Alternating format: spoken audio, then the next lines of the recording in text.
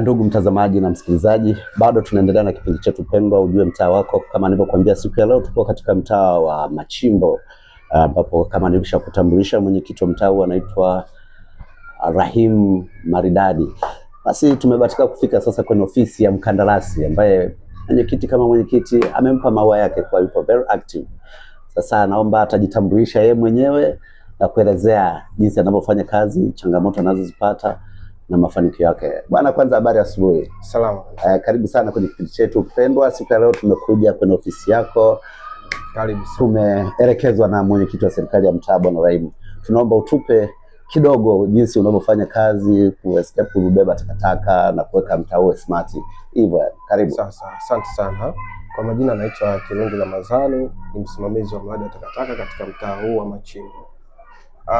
Sisi hapa ni kampuni imesajiliwa na tuna ukataba katika uzoaji wa takataka na tunazoa takataka kutokana na ratiba zetu tulizowekea, ambayo inajulikana na manispaa ya Temeke.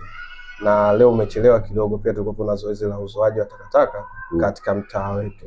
Okay.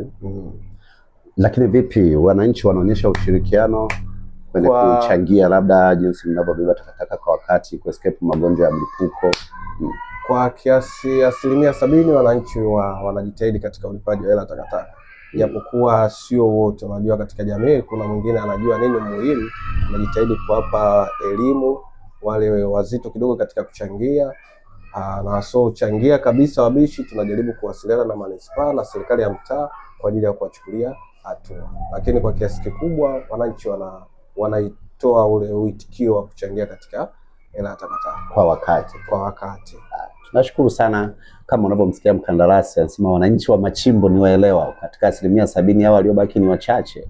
Inawezekana ni kutokana na vipato. Vipi kwenye upande wa gharama, wanakubaliana nazo au wanalalamika kwa ni kubwa sana kwa kuchangia? Gharama wanakubaliana nazo kwa kuwa kila kaya inalipa shilingi 3,000 tu. 3,000 kila kaya hizi za kawaida.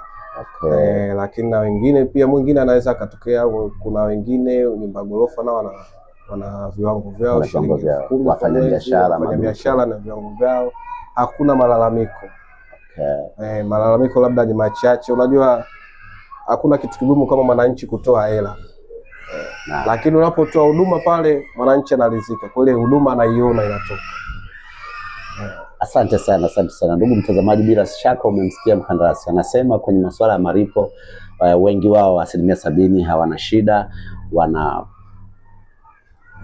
kama walivyoelekezwa, na vipato au uchangiaji ni price ambayo ipo sehemu zote kwa ni ya kawaida kabisa.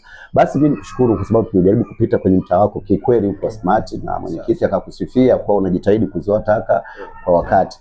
Basi tuendelee kupambana kama mlivyoaminiwa na serikali kutoa kazi kama hii, kazi iendelee. Karibu sana. Asante sana. Sema la ya mwisho basi makaribisho kama kuna shida yoyote. Asante sana. Basi tuwatakie kazi njema na asubuhi njema. Asante sana.